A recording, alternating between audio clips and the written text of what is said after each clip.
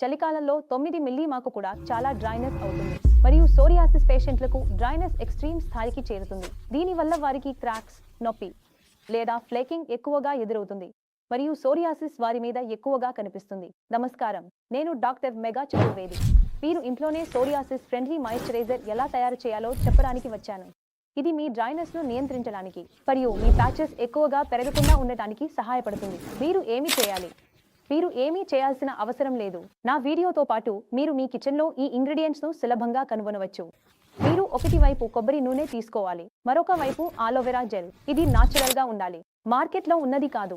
నేరుగా మొక్క నుండి తీసుకోవాలి. మీరు దీని మధ్య భాగం అయిన జల భాగాన్ని తీసుకోవాలి. మూడవది, మీరు షియా బటర్ తీసుకోవాలి.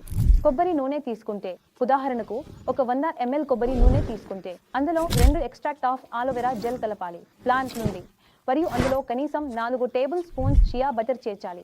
బాగా మిక్స్ చేసి రోజువారీగా స్నానం చేసిన తర్వాత అప్లై చేయాలి. మీరు హ్యాండ్ వాష్ చేస్తున్నప్పుడు లేదా రోజుకు 2 నుంచి 3 సార్లు మాయిశ్చరైజ్ చేయాలి.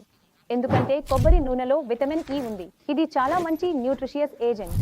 ఇది చాలా మందికి సరిపోతుంది కాబట్టి ఇది మేము ఒకటి బేస్ ఆయిల్ తీసుకున్నాము. ఆలోవెరా జెల్ స్వయంగా డ్రైనెస్ ను నియంత్రిస్తుంది మరియు మీకు పోషణ ఇస్తుంది. మీకు ఉన్న ఫ్లేకింగ్ ను నియంత్రిస్తుంది. తదుపరి, చియా బటర్ స్పష్టంగా మాయిశ్చరైజింగ్ ఏజెంట్. ఇది చాలా బాగా పోషిస్తుంది, మాయిశ్చరైజ్ చేస్తుంది, డ్రైనెస్ ను నివారిస్తుంది మరియు మీ చర్మానికి ఒకటి బ్యారియర్ ను ఏర్పరుస్తుంది. తద్వారా మీ చర్మం దెబ్బతినదు మరియు సోరియాసిస్ పెరగదు. ఈ విధంగా మీరు వీడియో చూస్తూ ఈ క్రీమ్ తయారు చేసుకోవచ్చు.